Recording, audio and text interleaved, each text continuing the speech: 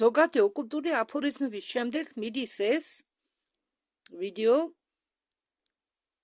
განაყოფი ორია, მაგრამ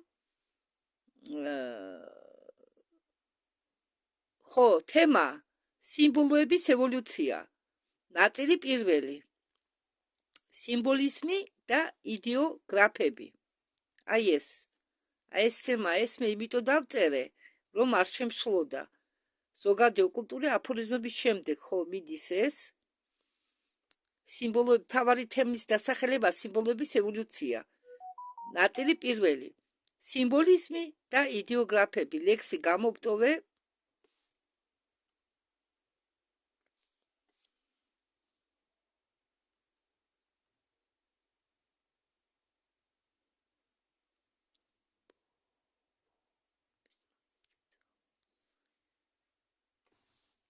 საიდუმლო ენა.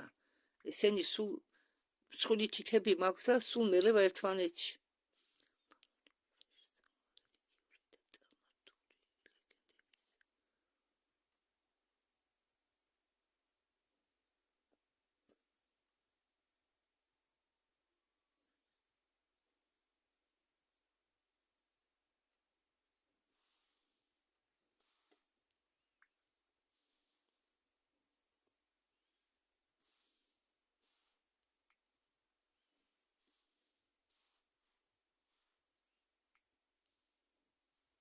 მისი იარებს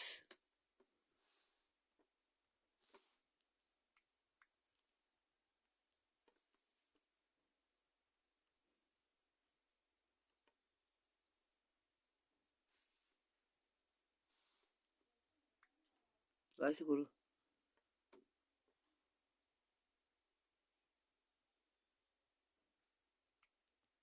როგორ შემიშალა კაცო.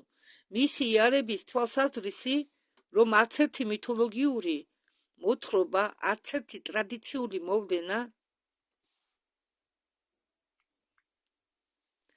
სახალხო თქმულებებში, უпростоრად არც ერთ ეპოქაში არ იყვნენ მოგონილები, მაგრამ ყოველ ამას ამ თხზულებიდან აქვს ნამდვილი ისტორიული საფუძველი. ამ საკითხში არ ეთანხმება მეცნიერ სიმბოლისტებს, რომლებიც მიუხედავად მათი დიდებისა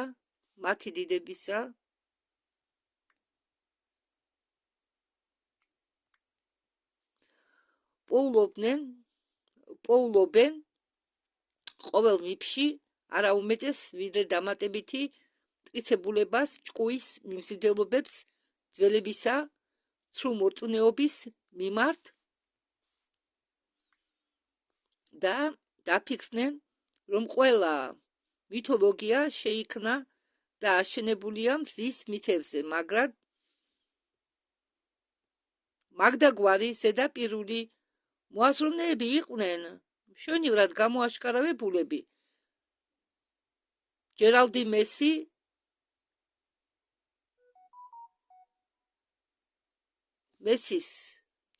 მესის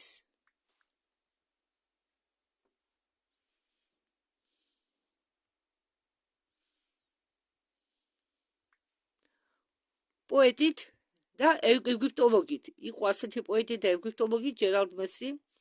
მის ლექციაში მთვარის თაყვანისმცემლობა ძველ და თანამედროვე დროში. მისი მწვავე კრიტიკა დამსახურებლად აღდგენილია ჩვენი ნაშრომში, რადგან ის მას მშვენივრად ირეკლავს ჩვენ გრძნობებს. ღიად გამოთქმულს უკვე 1874 წელს, როდესაც იყო დაწერილი გამოაშკარავებული იზიდა. 30 წლის განმავლობაში პროფესორი მაქს მიულერი ასავლიდა თავის ნაშრომებში და ლექსში, ტინეში, სატურ და ურელიეფში, სხვადასხვა ჟურნალში, სამეფო ესტრადიდან, ვესტმინსტერს კის სააბატოს კათედრიდან და თავის ოქსფორდის კათედრიდან, რომ მითოლოგია არის საავადმყოფობა ენისა და რომ ძველი სიმბოლის მიიღოს შედეგი რაღაცის პრიმიტიული ტვინის აბერაციის მაგვარი. აბერაცია, ნახოთ რა არის აბერაცია. ხო, რა არის აბერაცია? აბერაცია ეს არის ტერმინი, რომელიც ნიშნავს ნორმიდან გადახვევა, გამრუდება ან რაღაც შეცდომა. ოპტიკაში ეს ნიშნავს გამოსახულების გამრუდებას ასტრონომიაში, მოჩვენებითი გადაადგილება ვარსკვლავებისა ბიოლოგიაში, გადახრა წყობაში. ანუ დეფექტი, გამრუდება, შეცდომა და ამდაგვარი. ანუ თითქოს მითოლოგია არის რაღაც გადახრა, რაღაც შეცდომა, თვლიდნენ. გავაგრძელოთ. ჩვენ ვიცით. ამბობს რენუფი, რომელიც პასუხობს და რამდენი შეცდომა. პასუხობს მაქს მიულერს. თავის ნაშრომში. ჩვენ ვიცით, რომ მითოლოგია არის ავადმყოფობა ცნობილ კულტურის საფეხურზე.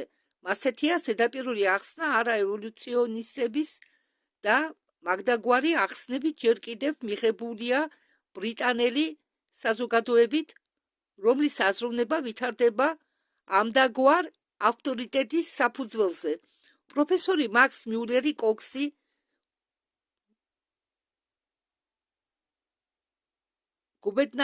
გუბეტნატისი და სხვები ზიანი მიფების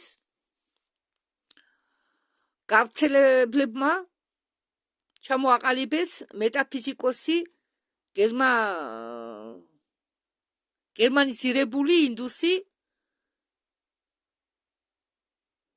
პრიმიტიულ სამშვიდობო წარმომადგენლად, რომელიც თავის ჩრდილს აგდებს ტვინის დანისლებას და რომელიც საუბრობს კვამზე ან ღრუბელზე.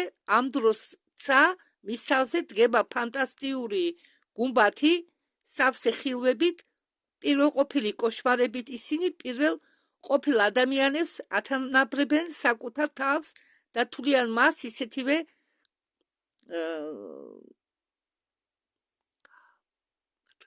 გარყვნილად მისწრაფებულები თვით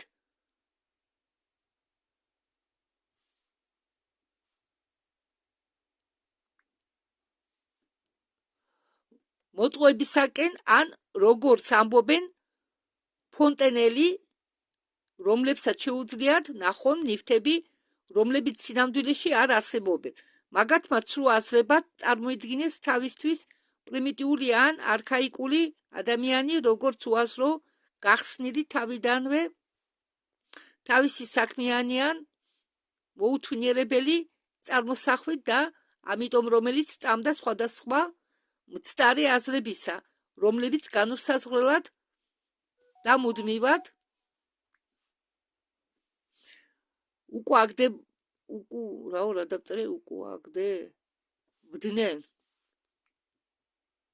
უკუაგდებდნენ მათ ყოველდღიური გამოცდილებებში, როგორც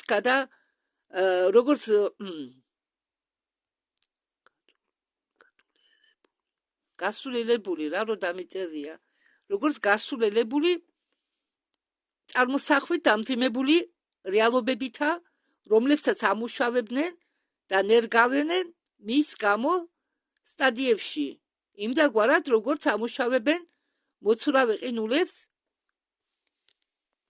აი აქ კიდევ კარგი დავიმახსოვრე, სად გავჩერდი.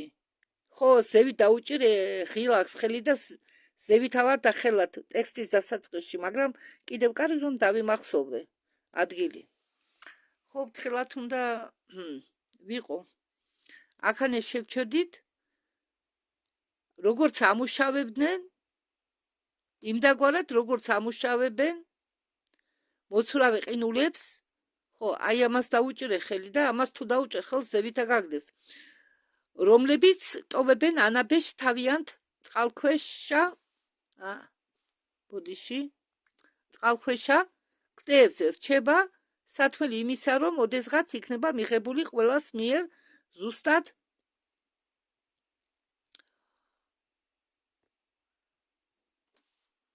იქ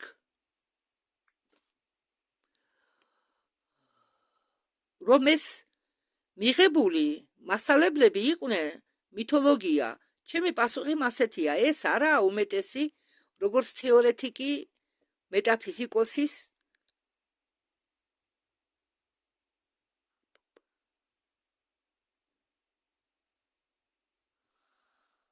ფანტაზია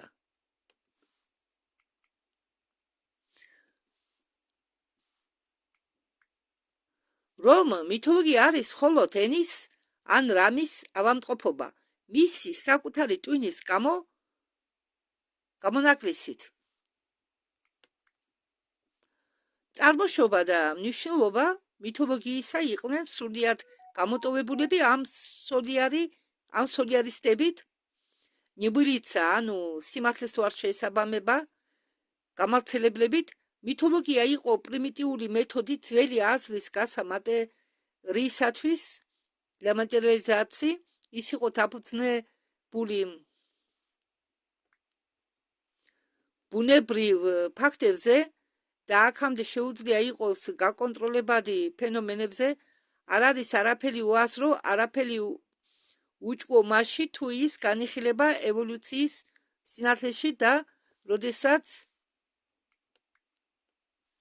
გამოხატვის მეთოდი მისი ენის ნიშნების მეშვეობით სრულიად გაგებულია უჭკუობა შედგება მის მიღებაში როგორც კაცობრიობის ისტორიისა ან ღვთაებრივი გამოცხადებისა რაც ეხება ღვთაებრივ გამოცხადებას მას ჩვენ თანახმად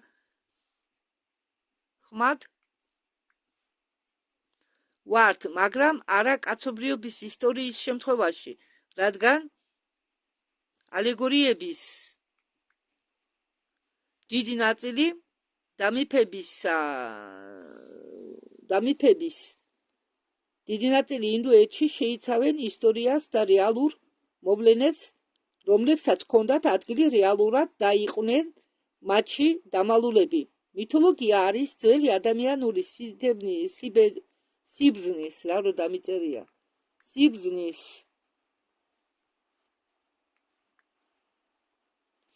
საცავი და რაც ჩვენ გვაინტერესებს მიდის იმისაკენ რომ როდესაც ის სწორად იქნება ახსნილი ის მიაყენებს სასიკვდილო დარტყმას ცრუ თეოლოგებს რომლებიც თვითონ გააჩინა ნების გარეთ როდესაც გაქრება ცრუ თეოლოგიები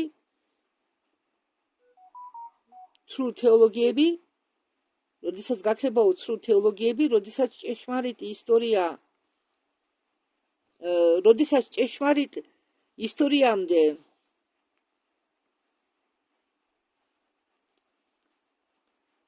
რეალობები იქნება ნახული რომლებიც შეიცავს არიელების მითოლოგიას და ძველი ინდუსების მითოლოგიას თვით გომერის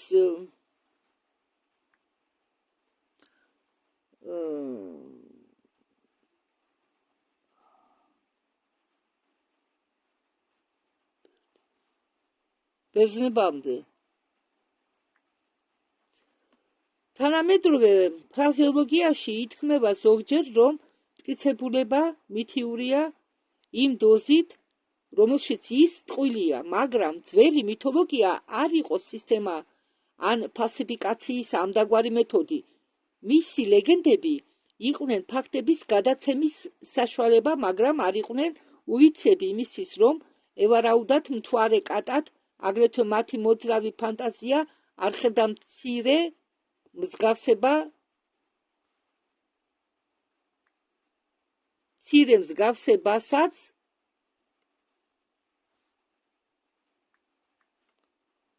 კი მთვარის და კატის შორის მათი კატაზე არ იყო უბრალო სიტყვიერი მეტაფორის გაფართოება, ეგრეთნაირად არ ქონდათ განზრახვა შეექმნათ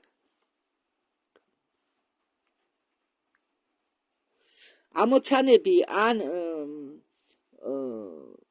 გაუგებრობები და რომ მისი თვალის კაკლები ხდება სრულიად მგვრალი და ბრწყინავი ღამით. მთვარე იყო ღამის ცის მეთვალყურე და კატა იყო მისი ეკვივალენტი დედამიწაზე და ამდაგვარად ჩვეულებრივი კატა იყო მიღებული როგორც გამოთქმა, როგორც ბუნებრივი დაცოცხალი აღთქმა მთვარისა და აქედან გამომდინარე, რომ ზე, რომელიც იყურება ქვევით, ჯოჯოხეთში ღამით, მასაც შეეძლო წოდებოდა კატა, როგორც ის იყო, რადგან ისიც ხედავდა სიბნელეში. კატა ებრაულად იყო ტაი, რაც ნიშნავს ხედავს. ამ შემთხვევაში ზრიადში, ანუ ვინც ხედავს. ზნისაგან ტაი ხედვა. ერთმა მწერალმა მითოლოგიის საკითხში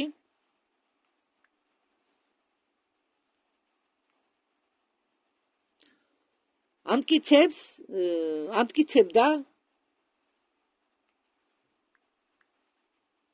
რომ ეგვიპტელები წარმოადგენენ თავისთვის დიდ კატის თვალს, მაგრამ ეს თანამედროვე მოსაზრებაა. ეს საქონელი არის მაქს მიულერის მარაგიდან. მთვარე, როგორც კატა, იყო მზის თვალი, რადგან ის ირეკლავს სინათლეს და ამიტომ, რომ თვალი ირეკლავს გამოსახულებებს თავის თვალში. ქალღმერთ პაშტის სახით კატა ყარაულობს მზეს და თათით იჭერს სიბნელის გველს, რომელსაც უწოდებს მის მარადიულ მტერს. ეს სწორი ახსნა მთვარის მიფისა და მის ასტრონომიურ ასპექტში, მაგრამ სელენოგრაფია არის დასახელებული მთვარის სიმბოლიკის ეზოთერიკულ ნაშრომში, იმისთვის რომ გავიგოთ სელენოგნოზისი, სელენო ანუ მთვარის შესწავლა. თუ მოიძებნება ახალი სიტყვა, საჭიროა გახდე გაცნობიერებული ასტრონომიურ ნიშნულობაში. მთვარე მჭიდროდ არის შებოჭილი დედამიწასთან, როგორც ამას უჩვენებს სტანცები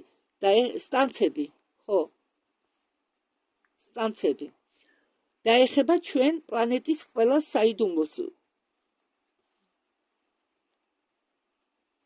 განუსაზღვრავად ვირე ვენერა, ლუციფერისა, ოკულტური და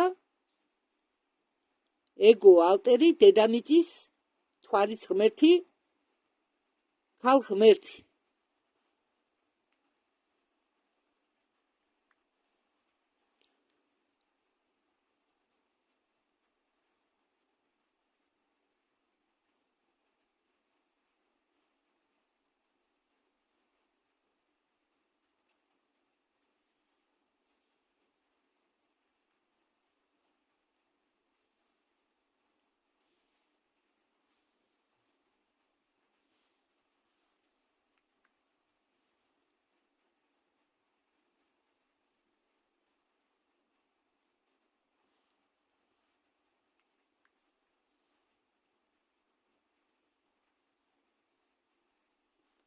აქ თქვა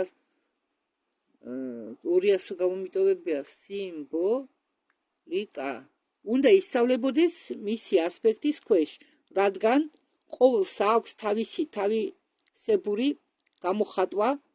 არც ერთი ეგვიპტური პაპირუსი, არც ერთი ინდუსური ოლპა, არც ერთი ასირიული პლიტებუ, არც ებრაული სვიტები არ უნდა განიხილებოდეს ბუკვალურად. ახლა ყოველმა მეცნიერმა იცის ეს, ჯერალდ მესის ნიჭიერი ლექციებიც კი საკმარისია თავად რომ დაარწმუნო მართლად მოფიქრალ ქრისტიანი იმაში, რომ ბიბლიის ბუკვალურად მიღება არის ან უდრის უფრო შეცდომით ასლში დაშვებას და ცრუ მორწმუნეობა ვიდრე ის, რაც ჩნდებოდა ხოლმე სამხრეთ ზღვის კუნძულის ველურის ტვინში, მაგრამ ის ფაქტი, რომლის მიმართ სიმართლე მოყვარული და სიმართლეს მძებნელი აღმოსავლეთმცოდნეები იქნებოდნენ ებრაელები,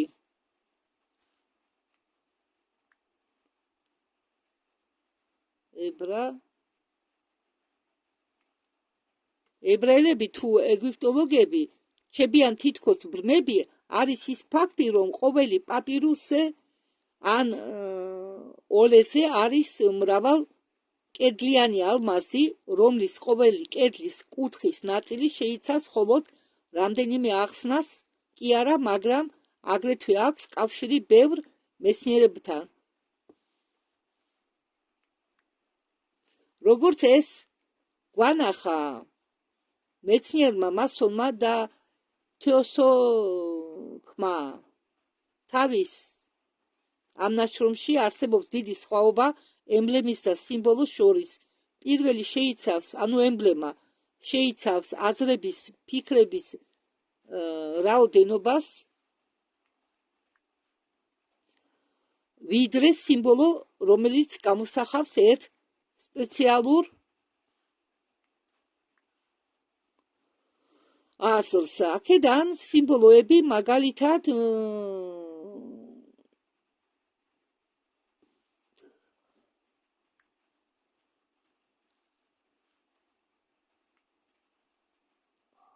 თვარიანი ან მზიანი სხვადასხვა ქვეყნებისა, ყოველი რომელიც გამოხატავს ერთ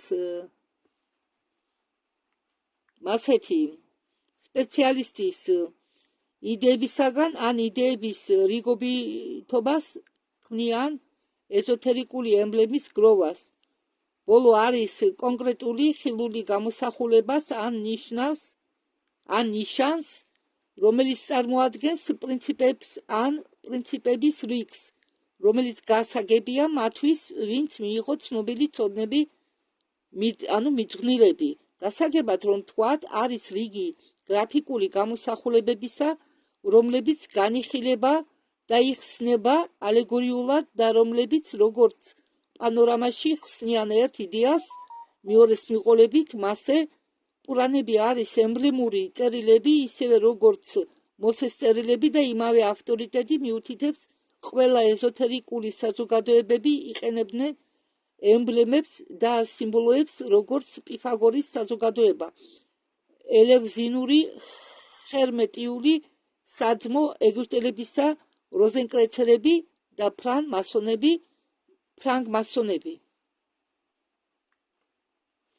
ბევრი მათგანი ამ ემბლემებიდან არ უნდა განიხილებოდნენ ყოველთი და ყოველით და მცირე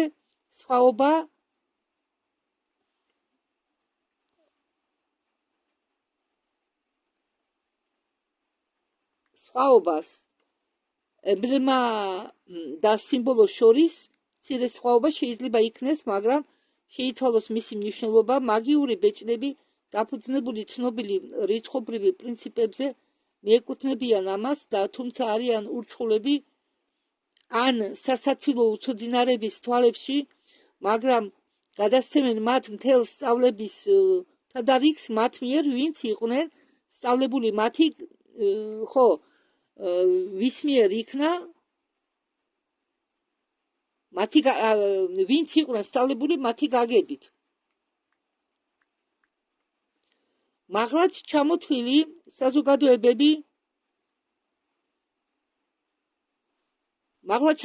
საზოგადოებების შეფარდებაში თანამედროვე არიან, არც ერთი არ შედის სიღრმეში შუა საუკუნის განმავლობაში, რამდენად გონივრული მას, რომ უძველესი არქაიკული სკოლის მოსწავლეები ცდილობენ საიდუმლოებების გაცემაში, რომელსაც ყველაზე დიდი მნიშვნელობა აქვს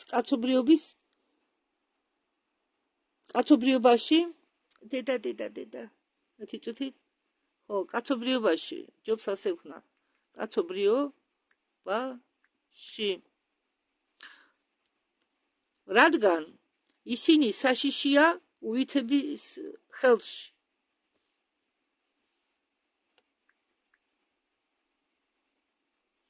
ვიდრე ეგრეთ წოდებულები, ვიდრე მასონების საიდუმლოებები, რომლებიც გახდნენ როგორც ფრანგები პოლონეთის საიდუმლოდ.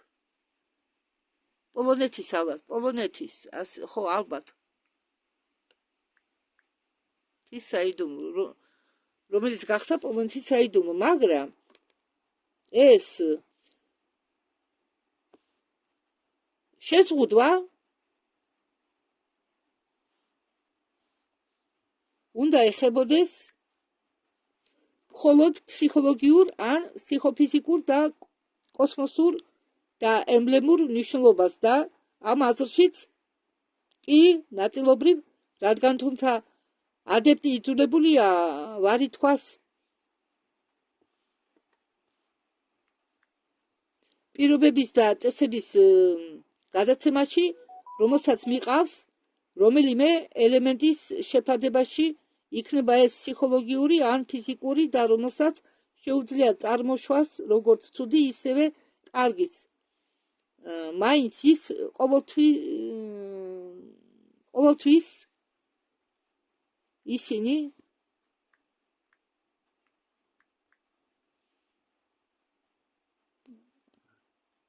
ყოველთვის არიან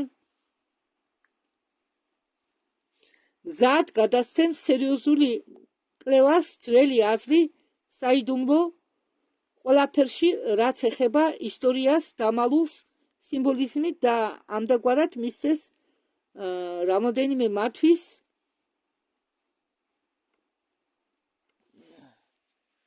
რეტროსპექტიული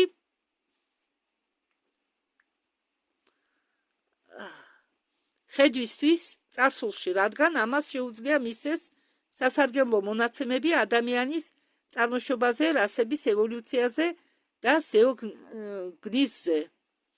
და ბევრი სვამს კითხვას, ადეპტები რატომ არ გასცემენ იმას, რაც იციან. ამაზე შეიძლება უპასუხო და რატომ გააკეთებენ ისინი ამას, თუ მათთვის წინასწარ არის ცნობილი, რომ არც ერთი მეცნიერი ამას არ მიიღებს, თუნდაც ჰიპოთეზას სახით ნაკლებად როგორც თეორიას ან აქსიომას, განათქვენ მიერ მიღებული ალფავიტი ოკულტური მეცნიერებისა, რომელიც შეიძლება თეოსოფიაში, ეზოთერიკულ, ბუდიზმში და სხვა ნაშრომებში და პერიოდულ გამომცემლობაში, განა ის მცირე, რაც იყო გაცემული და დაკარგული და დაყენებულია ცხოველური და მაინებრივ თეორიით გერაკლისა ალბათ გერაკლისა და გეგელის, ხო ვთქვი? გერაკლისა და გეგელისა ერთი მხრიდან და ადამიანის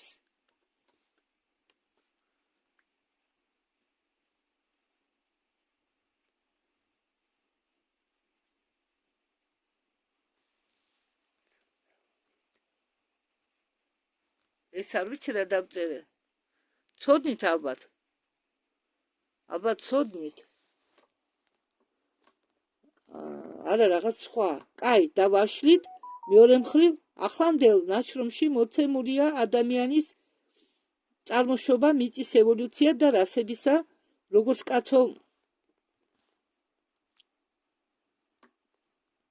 კაცობრიობისა, აგრეთვე ცხოველებისა წარმოშობა იმდენად სრულად, რამდენადაც ავტორი მდგომარეობაში ეს გააკეთოს. მტკიცებულებები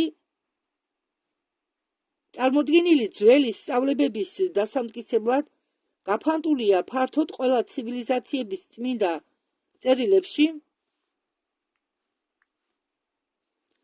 მაგრამ არავის მოსვლია აზრად შეეგროვებინა და შეედარებინა ერთმანეთში. ამის მიზეზი ის არის, რომ ამდაგვარი მოვლენები ჩაწერილია სიმბოლურად და საუკეთესო მეცნიერები, უფრო მგრძნობიარენი ტვინები ჩვენი არიან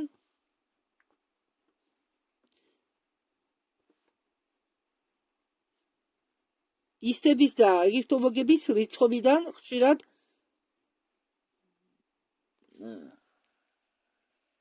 დაბნელებულები არიან ან სხვა რაღაცი სწამთ და კიდევ ხშირად აქვენ ერთ მხრივი ხედვები სიმბოლოების საიდუმლო ასხში, იგავიც კი არის გამოხატული სიმბოლოთი, გამოგონილი ან ლეგენდა, როგორც ფიქრობენ ზოგიერთები, ალეგორიული გადაცემა სასიცოცხლო რეალობებისა, მოვლენებისა და ფანტაზიებისა, ვამბობ ჩვენ ზუსტად, როგორც მორალი ყოველთვის გამოდიოდა იგავებიდან, თუმცა ამდაგვარი მორალი იყო ნამდვილ სიმართლედ და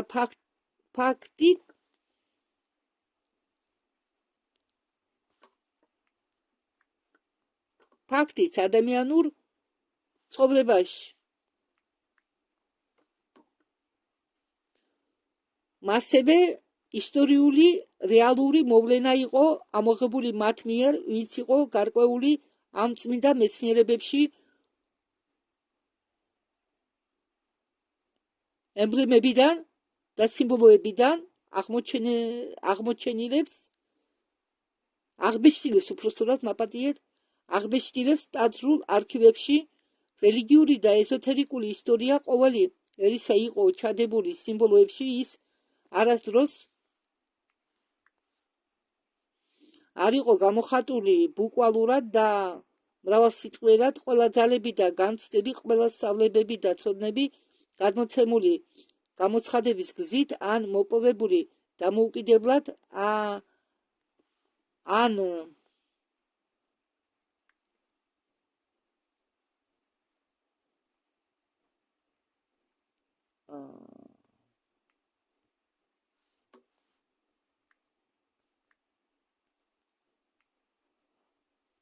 ამ დროინდელ რასებში და იგავებში, იმიტომ რომ გამოთქმული სიტყვას აქვს ფარული სიძლიერე, არა მხოლოდ უცნობი, მაგრამ არა გაფიქრებული,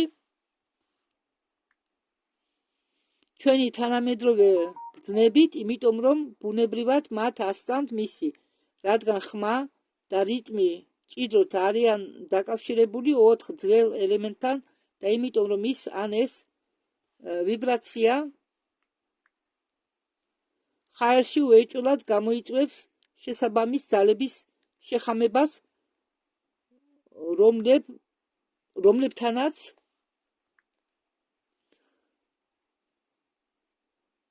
უშვებს რადაში ყოფილხართ შემოსვენელებო, იმდენ შეცდომებს უშვებ კეთილ ან ბოროტ შედეგებს პირობებიდან გამომდინარე, არასდროს არ ეძლეოდა მოწაფეს უფლება გამოეთქვა რამე ისტორიული, რელიგიური ან რეალური მოვლენებების ზუსტ სიტყვებში, რომელიც არ უშვებდა ორმაგ მნიშვნელობას. იქიდან გამომდინარე, რომ იყო საშიშროება, რომ ძალები დაკავშირებული ამ მოვლენებთან არ იყვნენ კიდევ მოზიდული. ამდაგვარი მოვლენები იყო გადაცემადი მხოლოდ მიძღვნის დროს და ყოველ მოწაფეს უნდა აღებეჭდა ისინი სათანადო სიმბოლიზმში, რომლებიც იყვნენ ამოღებულები მოწაფეების საკუთარი ტვინიდან და რომლებიც გადიხილებოდნენ შემდეგ მისი მასწავლებლით, ვიდრე იქნებოდა მიღებული საბოლოოდ. მასზე თანდათანობით იყო შეთქმული ჩინური ალფავიტი, ისევე როგორც მანამდე იყო დაყენებული წმინდა სიმბოლოები ძველ ეგვიპტეში. ჩინურ ენაში, რომლებიც ნიშნებს შეუძლიათ იყვნენ ამოკითხული ნებისმიერ ენაზე და რომლებიც, როგორც კი ითქვა, ზედ მხოლოდ ცოტათი არის ძველი, ვიდრე ეგვიპტური ტოტის ალფავიტი, რომლის ყოველი სიტყვა იყო შესაბამისი სიმბოლო გრაფიკულ ფორმაში, ეს ენა ფლობს უამრავ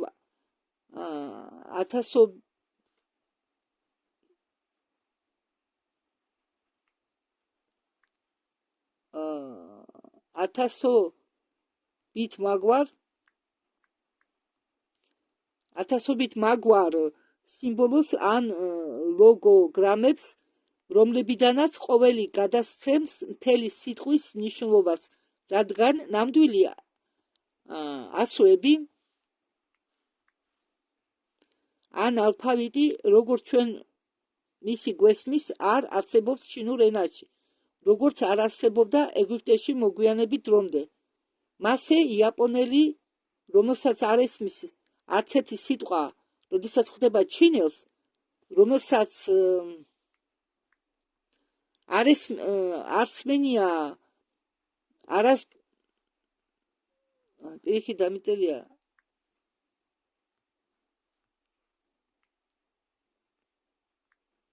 არცმენია არასდროს იაპონური ენა შეუძლია მას ეკონტაქტოს წერილის მიხედვით და ისინი გაუგებენ ერთმანეთს, რადგან მათი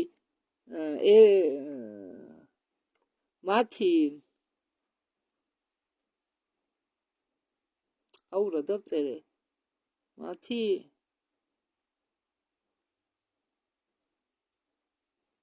ენა ალბათ ხო ენა მათი ენა ძალიან სიმბოლურია. ახლა ჩვენ შევეცდებით მივცეთ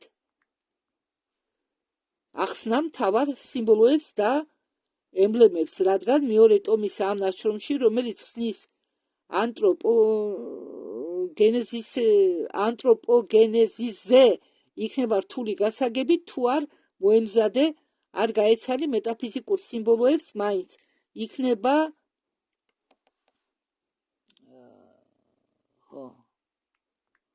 იქნება არასწორი დაიწყო ეზოთერიკული კითხვა სიმბოლიზმისა, თუ არ გაუწიე პატივი იმას, ვინც გაუწოდა დახმარება ახლანდელ საუკუნეს და გახსნა მთავარი გასაღები ძველ ებრაულ სიმბოლიკაში, რომელიც მჭიდროდ არის გადაკვანძული მეტროლოგიასთან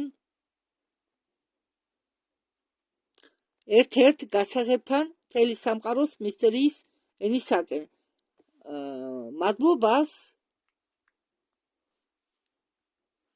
ვუხდით რაკსტონ სკინერს ცინცინატიდან, ავტორს ამ ნაშრომისა, მისტიკი და კაბალისტი.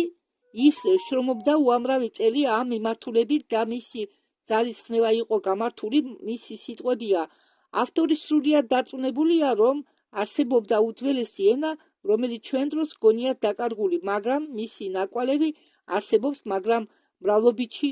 ავტორმა აღმოაჩინა, რომ გეომეტრიული კავშირი, ინტეგრალური კავშირი, ურთიერთობა დიამეტრის წრის ზომასთან იყო ყველა ძველი, სავარაუდოდ ღვთაებრივი საფუძველი.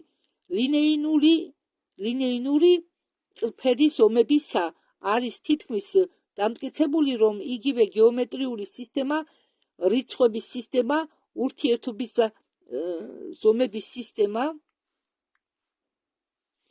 იყო ცნობილი და გამოიყენებოდა ჩრდილო აფრიკის კონტინენტზე იმაზე ადრეც კი, სანამ გახდებოდა ცნობილი სემიტების მოგვიანებითი შთამომავლებს.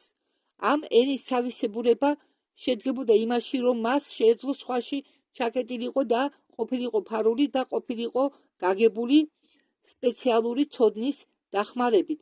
ასოები და ნიშნები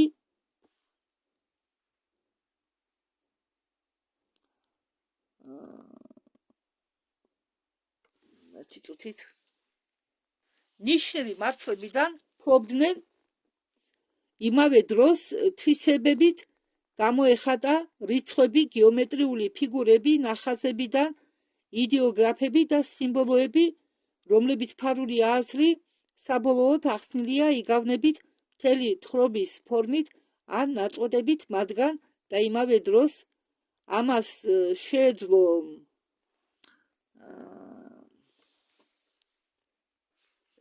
შეეძლო გადმოცემულიყო ცალკე და დამოუკიდებლად და განსხვავებულად შემოხაზულობებში ქვაზე ნახატებიდან ან მიწის ნაგებობებით ახსნათ სიტყვის ორმაგი აზრი,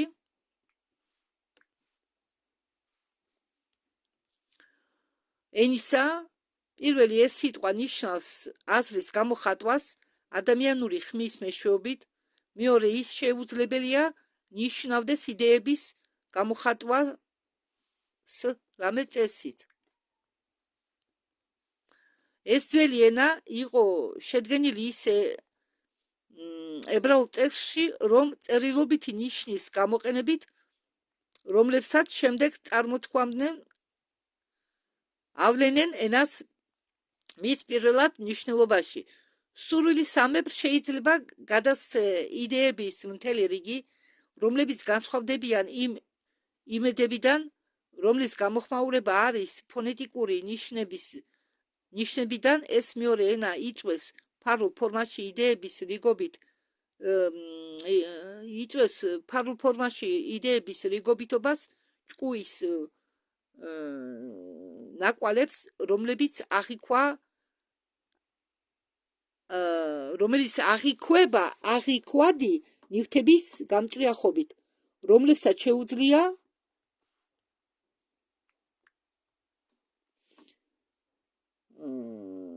შეუძლიათ აღთქვადი იყოს, რომლებსაც შეუძლია აღთქვადი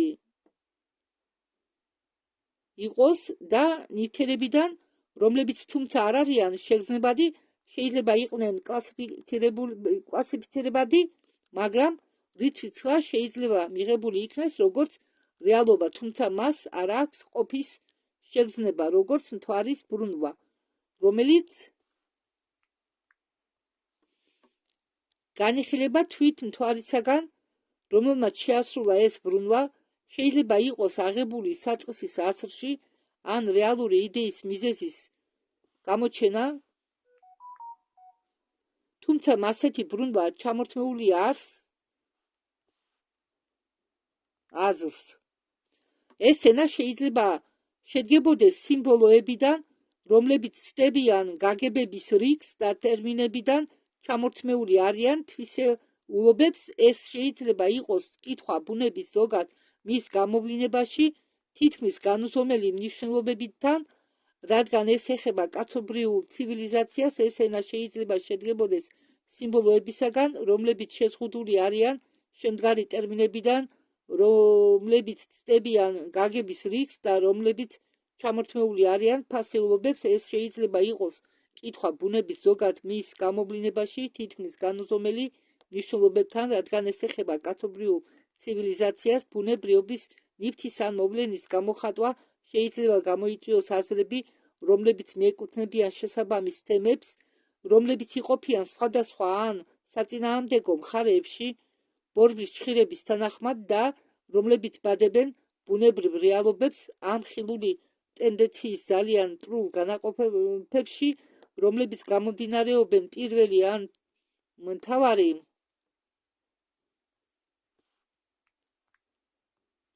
გამოსახულებებიდან გამომდინარე, ამ გაგებას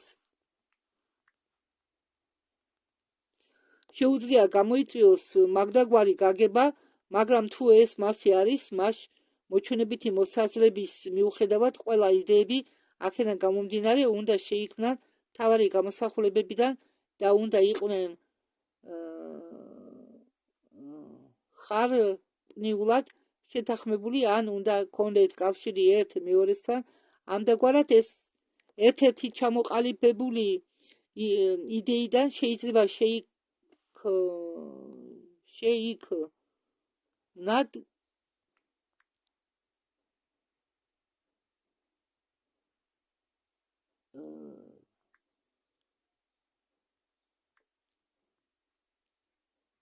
რამქენია ხოლმე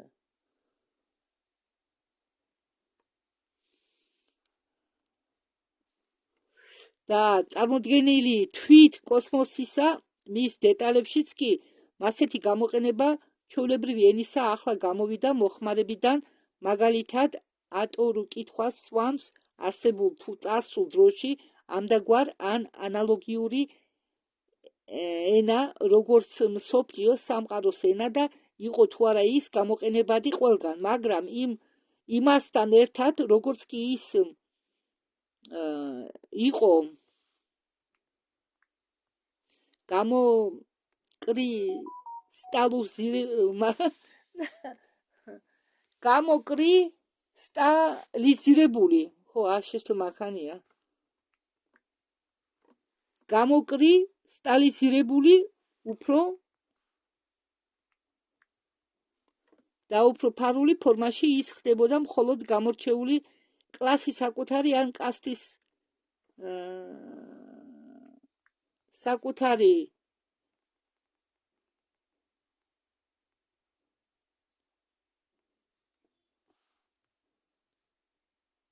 საკუთრება ალბათ, ხო? საკუთრება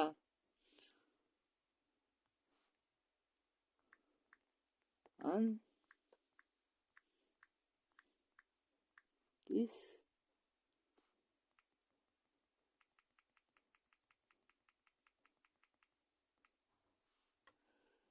ხო კლასის ან კასტის ეს ხელოვნური ინტელექტი ხშირად არასწორად ასწორებს დავწერთ და სულ სამჯერმოს გადასაკეთებელი. მე ამით მინდა ვთქვა, რომ პოპულარული სახალხო ენა უკვე დასაწყისში იყო გამოყენებადი, რომლის სწავლება ამ იდეების გადამცემი საშუალებაა.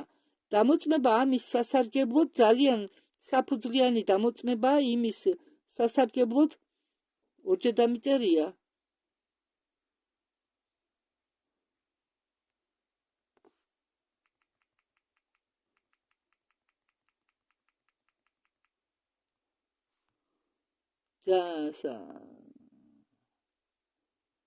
დამოწმება ამის სასარგებლოდ ძალიან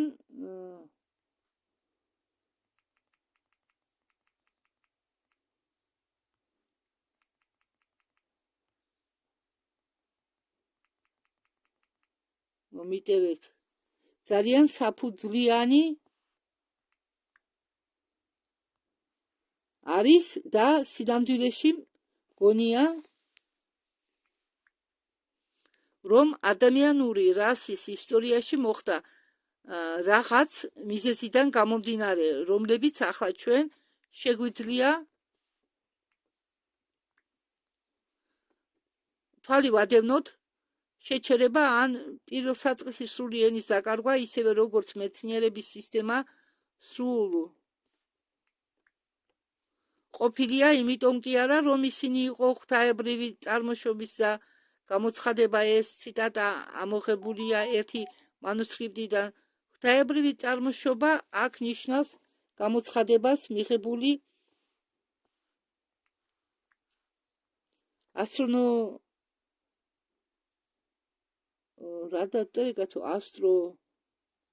სწორად დამიწერია.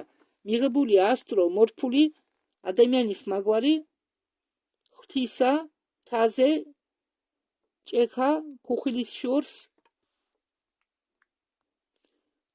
დგომი ჩვენ გვესმის. ეს არის ენა და მეცნიერების სისტემა, რომელიც გადაეცა ადრინდელ კაცობრიობას უფრო განვითარებული ადამიანური გვარით, იმდენად მაღალ განვითარებული, რომ იყო ჩვილ კაცობრიობის თვალში ღვთაებრივი. მოკლედ, რომ თქვათ, კაცობრიობის სხვა სფეროებიდან ეს აზრი არ შეიცავს თავისში არაფერს არაბუნებრივს, მაგრამ მიღება მისი დამოკიდებულია ამპარტავნობის და თვით აზრის ხარისხიდან იმათ აზრში, ვისაც ეს უკავშირდება. რადგან თუ თანამედროვე პროფესორები აღიარებდნენ, რომ მაგათმა არაფერი იციან განსახიერებიდან გამოსული ადამიანებზე, ან უფრო სწორად არ უნდათ იცოდნენ რამე, მაგრამ ეს მომავალი მათთვის შეიძლება იყოს მოულოდნელი და გასაკვირი გამოცხადებები, როგორც კი მათი ეგო განთავისუფლება თავისი უხეში მატერიალისტური სხეულებებიდან, მაშინ მატერიალური ურწმუნოებას ექნებოდა ნაკლები წარმატება ვიდრე მას აქვს ახლა, მათგან მითითის ან შეუძლია თქვას, რა გველოდება ჩვენ, როდესაც ცხოვრისებული ციკლი ჩვენი პლანეტისა დასრულდება და თვით ჩვენი დედამიწა ჩაეფლობა თავის ბოლო ძილში, ვისეყოფა სიმამაცე თქვას, რომ ღვთაებრივი ეგო ჩვენი ადამიანური რასისა ყოველ შემთხვევაში რჩეულები იმ უმრავლესობისაგან, რომლებიც გადადიან სხვა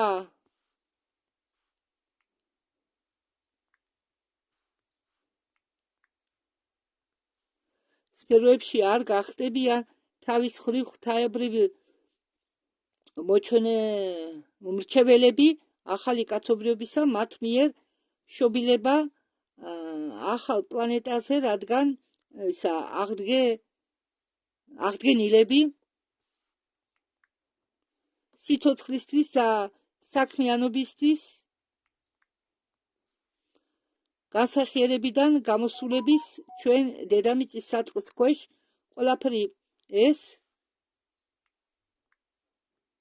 ყოფილიყო წარსულის გამოცხადება და ეს უცნაური ჩანაწერები დამალული საიდუმლო ენებში ისტორიულ დროში,